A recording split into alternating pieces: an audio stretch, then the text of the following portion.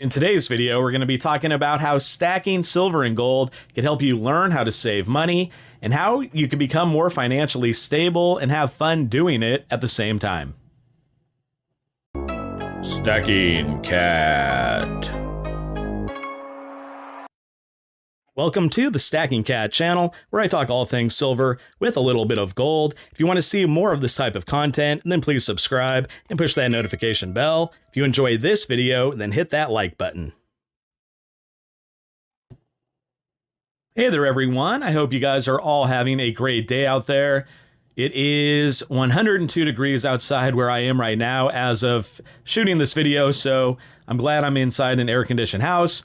Decided to do a fun little video that I think a lot of people probably could associate with and just realize that they are in the same position and how maybe it helped them as well. And that is learning how to save money by stacking silver and gold. I will get into my backstory, not my complete financial history, but how I used to go about just blowing through cash and not being able to save too well. So I hope that is something that you guys can all get on board with here today. And it's just fun to talk about silver and gold. I have some really cool items out here that I've stacked throughout the year. And that's another big point that I'm going to try to make is how it can be fun learning how to save money. Maybe this is something you could teach your kids. I know a lot of you out there do that already, but it's just a fun thing you can do. It's not like you're just putting some cash in the bank, hoping to gain a little bit of interest. That currency is always available, and you just could go spend it on whatever. So we're going to get into all of that. And I'll get into, like I said, my initial point, which is when you're not so fiscally responsible, how I was at one point. I probably still am not the greatest at it. How it could really affect your life when it comes to overspending on things that we really don't need. And we live in a consumer society, meaning that everywhere you go, you see advertisements for different products. You're on your phone, you're on your laptop, you're driving down the street, whatever it may be. You see different people owning things. You see it on Instagram, on YouTube, and you're like, I got to get that as well. And it really kind of leads to a position that you may find yourself in that wasn't really feasible financially, and you end up running into problems down the road, such as credit card debt, overdraft fees, late payments and charges for your bills. And those are things we all want to avoid. And silver and gold has really helped me change my mind and just change my entire strategy and focus towards saving money. Because let's be honest, silver is real money. Gold is real money. It's a physical asset. We just hold it right in our hands, whether it's a common American Silver Eagle, which a lot of us like to stack, or it's one of these cool specialty type bullion coins that a lot of these different government mints and private mints put out. You're so money and you don't even know it. That's what I keep trying to tell you. And so one of the biggest benefits is just that you're not going to be spending this stuff right here on anything. Now, some places may take it. I've run into the comments where some people have said, yeah, I've done personal jobs for people and they've paid me in silver and gold. But I'm talking about just the overall structure of the economy. When you go out to dinner, if you go to like a chain restaurant, let's say, I don't know, Chili's, I'll just name them. They're not going to accept an American Silver Eagle or anything like that. So you're paying with your own currency, the fiat cash that we have here in the US. If you're in Canada, the UK, Australia, Germany, wherever you happen to be, Japan, it's all the same. And so what happens is we end up spending a lot of that money on things that we really don't need. Now, it is nice to do certain things, going out to dinner, going out to a movie, having a nice TV. You know, maybe you are fortunate enough to buy a boat, something like that. You know, we all need cars to drive around, and in modern society, we all need cell phones. Let's be real about that. That's what I'm shooting this video on, and that's probably what a lot of you guys are going to be watching your video on. But when you get outside of all the necessities and a few of the fringe things, do we really need to be spending money on like 10 different streaming services? Do you really need to be spending money? Like, do you have to go out to lunch every day? Do you have to buy a coffee every single morning when you could just buy a Keurig or something, or an old fashioned Mr. Coffee, and just pour it, in your cup at home and go off to work. There's a lot of these different things that we kind of take for granted that we use our currency for that really aren't something we need. And so I was just like this, if I took out $40 from the ATM and I only needed like $10 for whatever it may be, next thing you know, that $30 was gone because it just burned a hole in my pocket. And so stacking silver and gold really did change my whole perspective. And so it could also be something that's really fun too. And this is something where a lot of people may chide you, maybe in your own family, maybe friends are saying, well, you're blowing all your money, you're buying silver and gold. What are you doing? But you have to remind them that you're actually buying a savings account. You are buying a physical asset that is a known hedge against inflation, whether inflation's 1% on a good year or 3% on a bad year, aka 2021. But I digress. It will always hold its value. And that is one of the major factors that is the reason why we stack. So when it comes to saving your money, you might as well buy the real deal. And of course, like I said, it could be a fun thing to do. And so somebody might think that you're buying like a 2 Dragons coin here that the Royal Mint put out. One of my favorite designs, by the way. This was a 1-year deal. I think it was 2018. So you could buy something like that, or you could buy like the Dragon series. I know they have the new one that just was released. This is the original Dragon and Phoenix. Now, these both carry a little bit higher of a premium, particularly the Dragon series. However, it is something that's fun to buy. It's still an ounce of silver, and you're going to recoup that in the long run, especially if you keep the mindset that this is a long-term hold, a long-term asset, something that you're not just buying to sell like a month later. That's not how it's going to work out, and you might as well just keep your cash if that's the case, because you're doing yourself really no benefits or advantages to buying the silver when it comes to that. So it's something you're holding for the long term, and it's something that's really fun to do, like all these different coins. Gold, of course, I think right now is a better buy. Just the premiums are so much lower, and the markets are both working kind of together. When there's a drop, they drop together. When there's a rise, they rise together.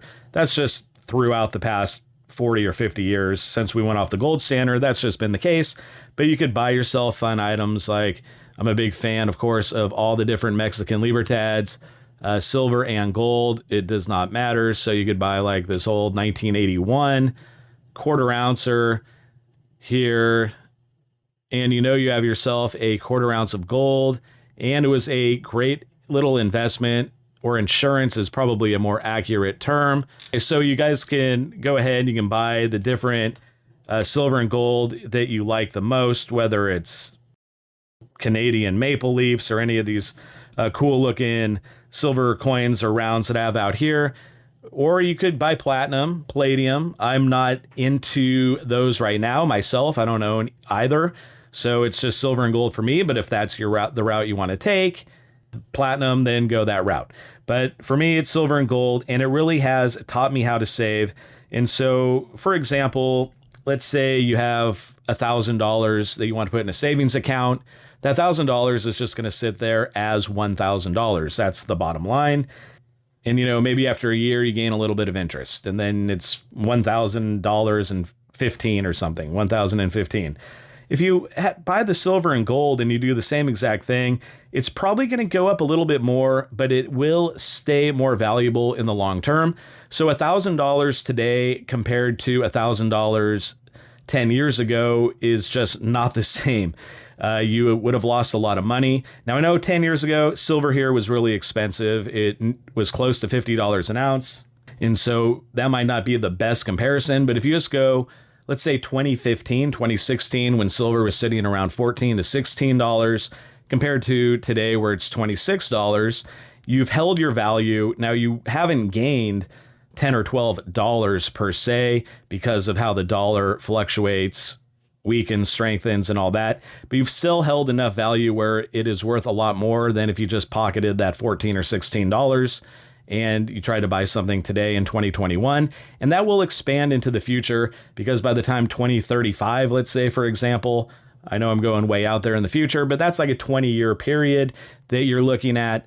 Holding an ounce of silver or an ounce of gold or a quarter ounce of gold or whatever it may be is going to hold that value a lot longer. So you have that savings account built in, and you didn't have to worry about any fluctuations, any financial misgivings, an economy collapsing, or any of that stuff, because you know that you were safe with your physical asset. And when it comes to savings now, that's really the route I go. Now, other investments, of course, you want to diversify your portfolio, but that's more of an investment class that you're doing. This is more of just a physical savings class.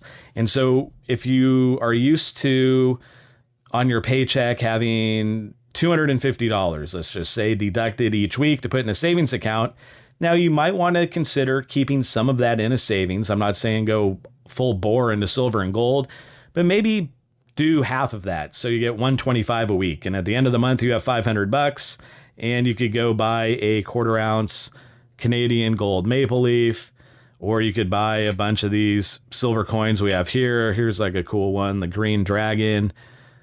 This series, the Celestial Animals series, I think this one is called. So yeah, you could go ahead and buy one of these. They have quite a few now. I believe that's the only one I have of the series, but it's the only one I really like. They didn't really go up that much in value, but they will hold your value, and that is the main thing. So you might want to consider that part of your savings into cash, because you need cash. Let's be honest. It's the currency of the country that you live in. And by cash, I mean all-purpose, debit card, whatever. I know most of us pay with plastic now anyways. Nobody's walking around with $200 or $300 in cash any longer, but just the whole idea of using the US dollar or Canadian dollar or whatever it may be to purchase goods and services. We all have things that come up in life where you need money. I myself am paying off a pretty hefty dental bill. And if you saw earlier videos, I went over that I had some dental surgery, and those things add up. That costs money, and you don't want to find yourself in a position where you're selling any of this beautiful silver and gold to pay for that, but you still want enough of it. And I think it's still, the main thing is it teaches you that financial responsibility. That is the thing that's helped me out the most when it comes to stacking silver and gold, just because I know I have that put away. I don't have to worry about it. I could just put it in the safe, and there it is. And if I ever needed it, knock on wood, there's not a big calamity that comes up. I won't have to go in there and take it out and sell it and pay off whatever. I know that it's just there for the long haul. And, one day when it comes down to it, maybe I'll sell it. We'll see what happens. But knowing it's there is a great feeling to have. And it's fun. Like I try to mention, have fun with it. If you like stacking, junk silver, that's your main focus, then stack junk silver. If you like stacking pre-33 gold, then stack pre-33 gold. Stack eagles, stack rounds, stack whatever makes you feel good. Whatever you like to buy, then go ahead and buy it, knowing at the bottom of it all, the main line, the main foundation is that you are holding that physical asset as a savings, and just go from there. Okay, so I just wanted to get into this topic. I've been thinking about doing it for a while. I read a lot of the comments. I know a lot of people are also into Wall Street silver, and there's a lot of big time buying going on. I did a video last week about budgeting. I thought this was maybe kind of a piggyback to that, so I hope you guys were able to enjoy this video. And if you'd like to see similar videos about silver with a little bit of gold, then please subscribe and push that notification bell, smash that like button, and leave a comment. And until next time, this is the Stacking Cat.